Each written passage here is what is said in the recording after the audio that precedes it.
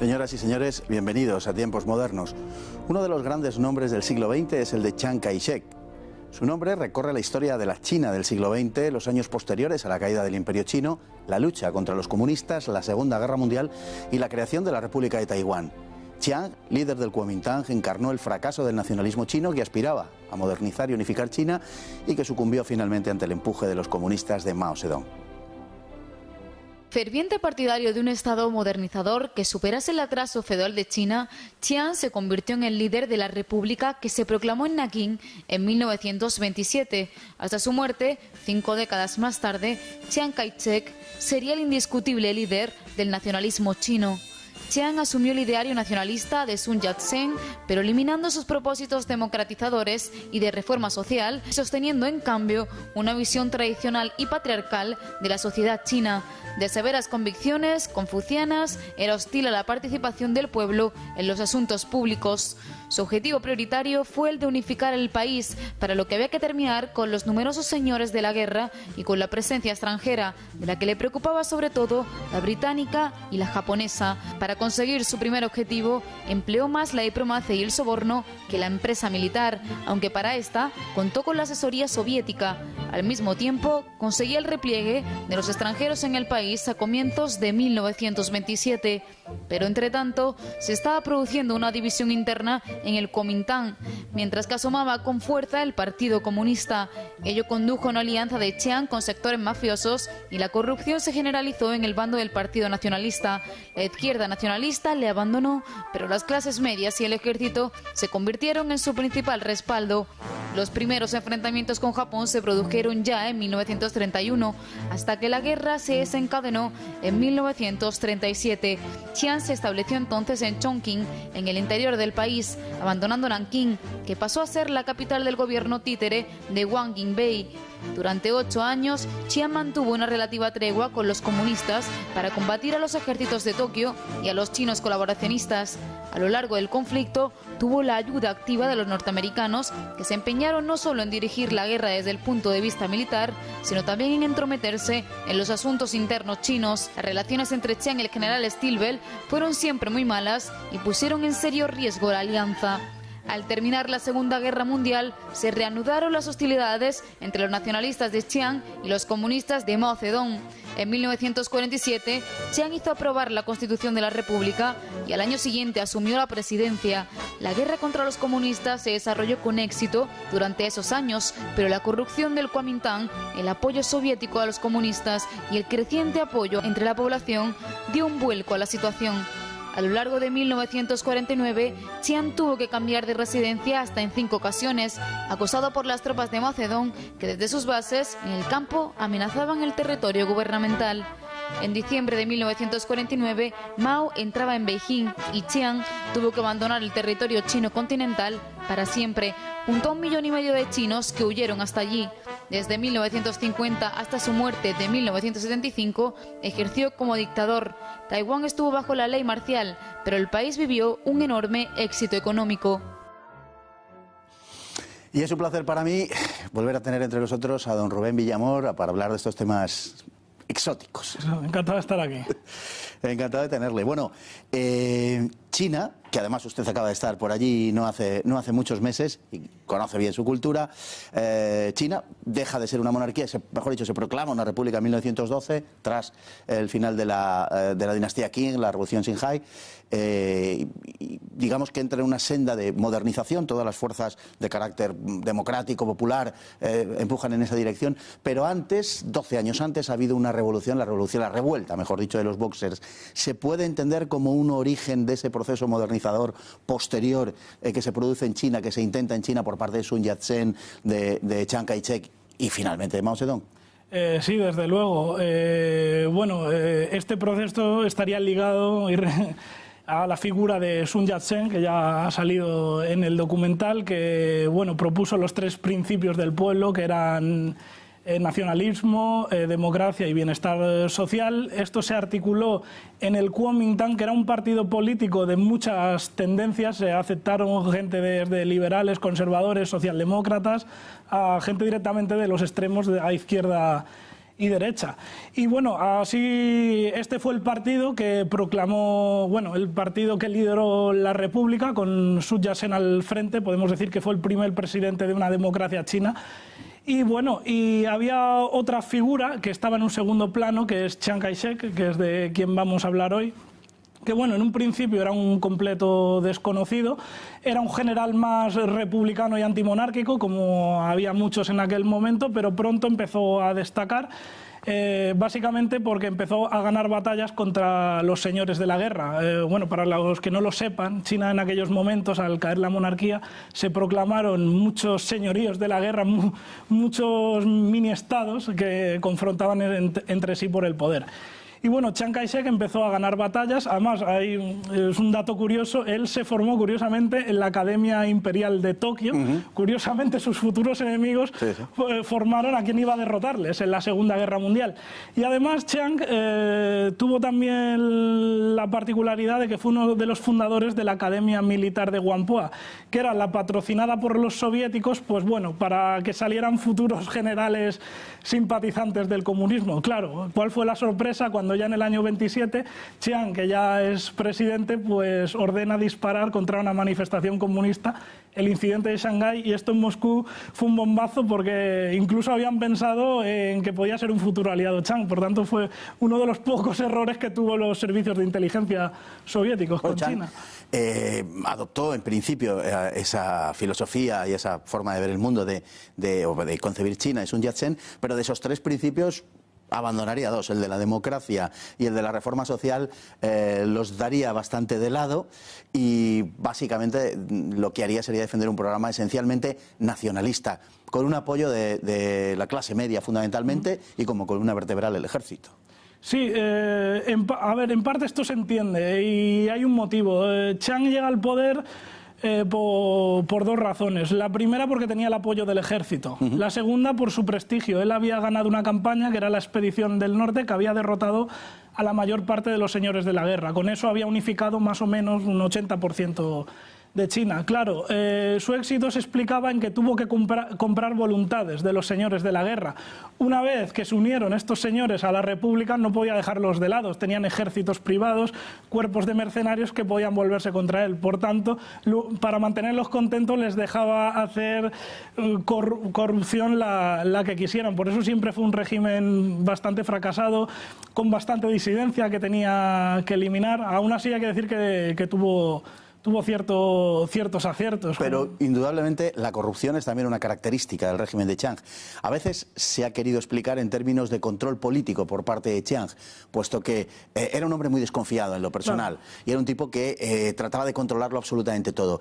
Como eso es imposible, permitía unos determinados niveles de corrupción, se explica normalmente, para que las cosas, digamos, estuvieran más o menos engrasadas. Claro, es que es lo que decía antes. Todo su gobierno estaba formado, la mayoría, por antiguos señores de la guerra. Es que tenía que mantenerlos contentos, entonces tenía que dejar que robaran las arcas públicas a mansalva, básicamente. Su vida vino bastante, bueno, no matizada, sino que estuvo inmersa en una permanente lucha contra los señores de la guerra, contra los japoneses, contra los comunistas. Se llevó muy mal incluso con los propios aliados norteamericanos.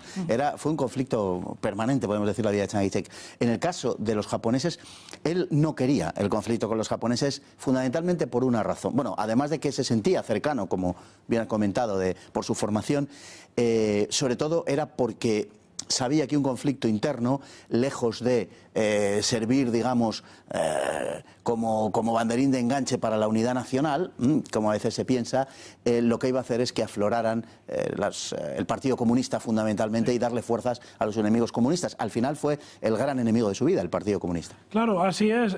No es que no quisiera la guerra contra los japoneses, es que él tenía orden de prioridades. Él sabía que la guerra contra Japón iba a ser inminente tarde o temprano. Lo único que él tenía la teoría de primero derrotar al Partido Comunista Chino de Mao Zedong en la guerra civil, y hecho esto, pues enfrentarnos a los japoneses. Por eso al principio los japoneses invaden Manchuria, él ordena al ejército que estaba en el Manchuria retirarse hacia el sur, en el año 33 invaden Regé, ordena lo mismo, pero claro, ya llega un momento que a medida que va cediendo ante los japoneses, ya entiende que es que los japoneses no se van a parar hasta que conquisten toda China. Y claro, ya tenemos el incidente del puente Marco Polo que dice hasta aquí hemos llegado. Y además dijo esta frase célebre, dice: si cedemos un paso más ante Japón estaremos traicionando a nuestra raza. Claro, él el miedo que tenía es que si había ya una guerra total con Japón, interviniese la Unión Soviética para ayudar a los chinos. Que claro, eso podía ser bueno. El problema, que según su tesis, es una vez se han derrotado los japoneses, se marcharán los rusos. Pues eso fue precisamente lo que pasó en el año 45. Vinieron los rusos a ayudar y ahí implantaron el comunismo, apoyaron a Mao, se retiraron los rusos, pero después de dar todo el armamento a Mao Zedong para que continuara hasta que se hizo con todo el poder y proclamó la República Popular. Que fue una cuestión básica para la toma del poder por parte del Partido Comunista Chino, en definitiva. Bueno, durante la Segunda Guerra Mundial, dando un poco un salto hacia adelante, China lo pasó muy mal. Hubo millones de muertos por la sequía, por ejemplo, ¿no? La inflación fue galopante, el 60% del presupuesto se iba en gasto militar y además China sufrió severas derrotas militares. Es muy probable que si no hubiera sido porque Japón tenía diversificado el esfuerzo, como sabemos, y por la ayuda norteamericana, probablemente China hubiera caído en manos japonesas.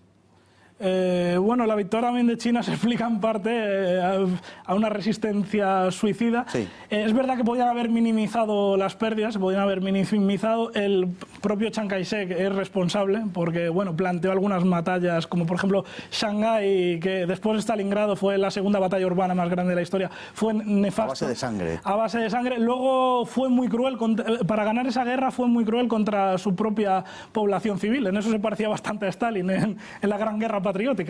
Vamos, por ejemplo, el reclutamiento forzoso de todos los varones en las zonas rurales de Cantón propició luego no se pudo atender el campo, propició una hambruna, 1 millón de muertos.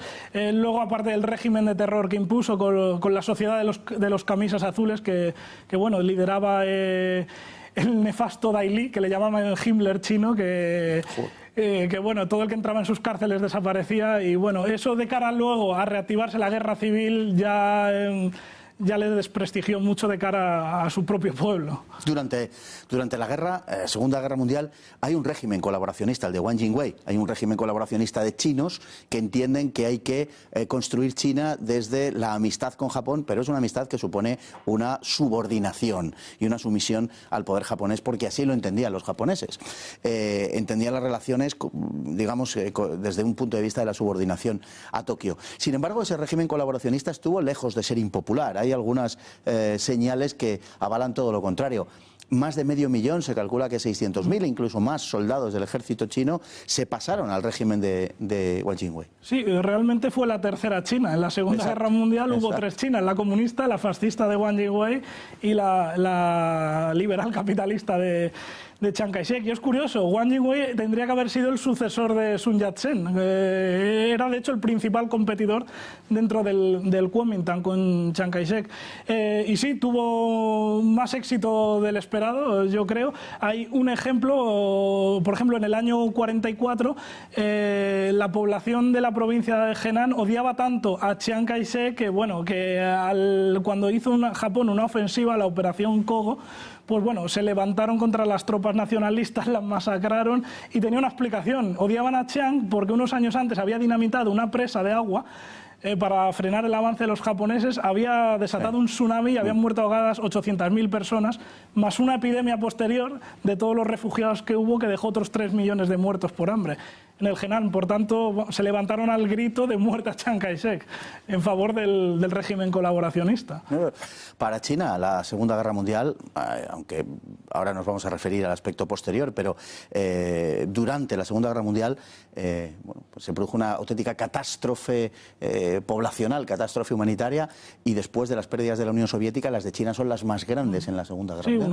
Unos 20 millones de muertos. No se sabe a ciencia cierta, hasta en unos 20 probablemente probablemente sean bastante más, pero sí, es después de la URSS el país que más sufrió la contienda. Son estimaciones, pero verdaderamente son cifras que sobrecogen entre Rusia, entre la Unión Soviética, por ser precisos, y China.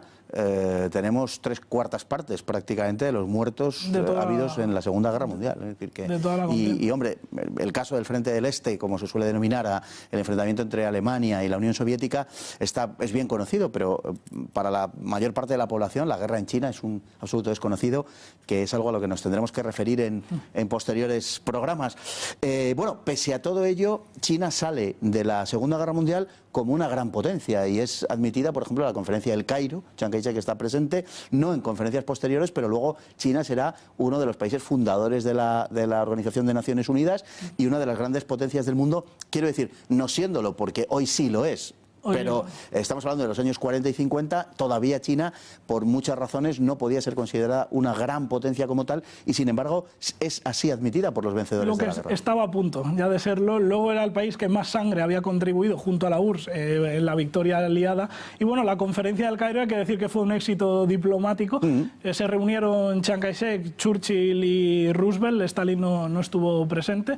Y bueno, digo que fue una victoria porque el gran perdedor de esa conferencia fue Churchill, porque hicieron como tándem Roosevelt y Chiang Kai-shek, porque coincidían en la cuestión de la descolonización. Claro. Ya Roosevelt tenía en sus planes que tenía que destrozar el imperio, disgregar el imperio británico cuando acabase la guerra. Y bueno, de ahí sacó que todas las colonias, tanto británicas como dominios de otros países, tenían que abandonarse al terminar la guerra. Solo Hong Kong mantuvieron los británicos, pero todas sus concesiones tuvieron que marcharse. Por tanto, llegó bastante enfadado Churchill, salió bastante enfadado de esa conferencia en el Cairo.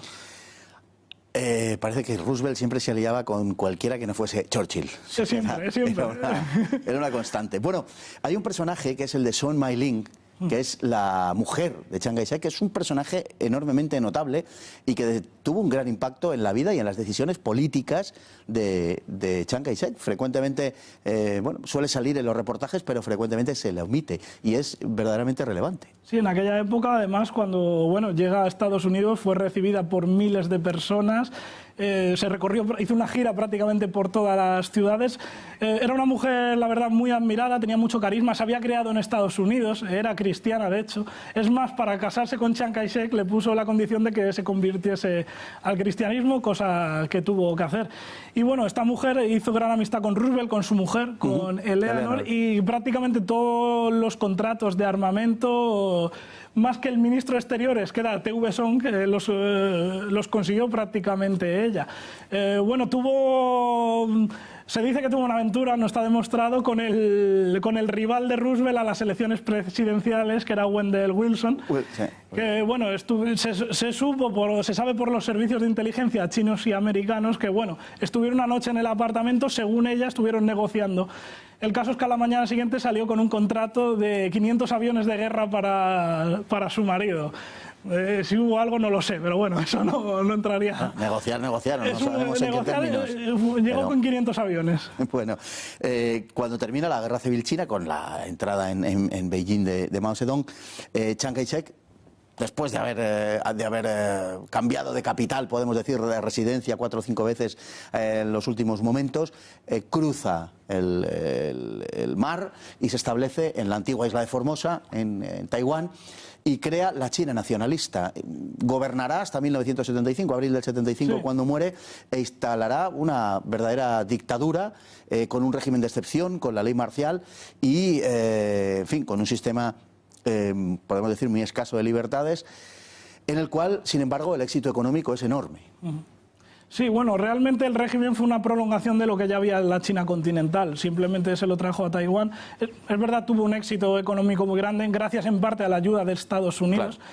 Y bueno, a día de hoy Chiang Kai-shek es un poco el mundo al revés, porque a día de hoy en Taiwán está visto sobre todo desde el sector independentista de la isla, porque están los independentistas taiwaneses y los que quieren seguir siendo chinos. El sector independentista, pues bueno, le ha quitado un poco las estatuas. Le han retirado 200 estatuas últimamente, de los últimos 2-3 años. Sí, lo que es por culpa de esta última presidenta que tienen, que la verdad es bastante nefasta cómo está haciendo las cosas, porque está dividiendo a la población en dos bandos. Y bueno, y hay Eso que decir que... Eso nos suena. Eso nos suena, sí, sí, aquí en España. Y bueno, y a la contra pasa justo lo contrario, que teóricamente sus enemigos, que son los de la República Popular, pues allí están lavando su imagen. Yo ahora caminan por China y los nacionalistas son unos héroes y les agradecen, además los reconocen que ganaron la guerra contra Japón gracias a ellos. O sea, el papel de Mao y del Partido Comunista fue mucho menor. Incluso, bueno, tienen series de televisión que los exaltan. Incluso la figura de Chiang Kai-shek la suavizan un poco. Dijeron, bueno, gracias a él llegamos a la victoria, fue un estadista. El problema es que como que estaba rodeada de gente equivocada y eso le perdió. Pero como que intentan un poco también exonerarlo en la República Popular. Digo que es un poco el mundo al revés, donde tendrían que alabarlo no lo hacen y donde tendrían que odiarlo lo alaban. Un poco raro. O sea, que hacen una reinterpretación de la historia china en favor, digamos, de la unidad de China y del pueblo chino. En definitiva, se trata un poco de eso, ¿no? De integrar elementos que en otro momento fueron contrarios e integrarlos en una interpretación, en una reinterpretación de la historia china, por otro lado, más fiel a la realidad de lo que venía siendo hasta ahora, ¿no? Muy bien, don Rubén, pues la verdad es que muchísimas gracias por ayudarnos a entender un poco este periodo y a este personaje que la verdad es bastante desconocido pese a la importancia que tuvo a lo largo del siglo XX. Muchas gracias, como le digo, don Rubén. Esperamos contar con usted próximamente. Y a todos ustedes igualmente, muchas gracias por estar ahí y hasta el próximo programa, si Dios quiere.